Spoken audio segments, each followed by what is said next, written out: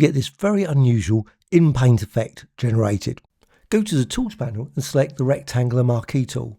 Click and drag. Now I've got this rectangular section. It could be elliptical, could be all kinds of other selections. But I want an outline from this selection. So go to Select and Outline. So that will just suddenly vanish. And what I need to do is change this radius. And I'm just going to put it to about 126, something like that. Not too thick, not too thin. So then click Apply.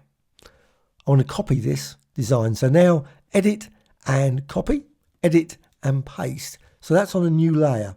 So this new layer is over here. You can see now we've got that. And now I can select and then invert the pixel selection. So this area is now selected, not this. Then I can go to Edit and Inpaint. Just apply that and it will take a few seconds to process. And of course, depending on the complexity of the selection, you get this very unusual Inpaint effect generated. Let's just undo now, because what I can also do is add some 3D to this background layer here. Just go to down here, click here, and then go to Bevel Emboss. So let's just increase this, and you can see as I do that, you get this bevel here, and also 3D. So let's just increase that. And there's lots of variations you can do for this. And click Close. Next thing to do is go over here, Layer and Rasterize. So Layer and Rasterize, make certain that's turned off. So it all ends up as one single layer. Now you've got exactly the same as before. Also, you've got this area here is still the selected area. This area is not selected. So again, Edit and then down to Inpaint. And again, it will take a few minutes to do this, process it.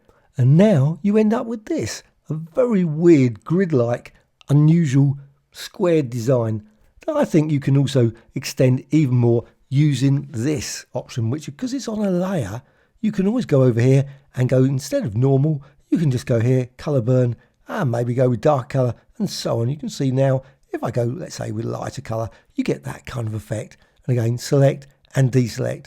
So there's the end result. Of course, once you've done that, you can also go to a layer and merge down. So it all ends up one single layer. And you could, of course, repeat this, maybe use an elliptical selection next time. Hope you found this of interest. Any questions, please let me know in the comments below. A like or dislike, always appreciated. Bye.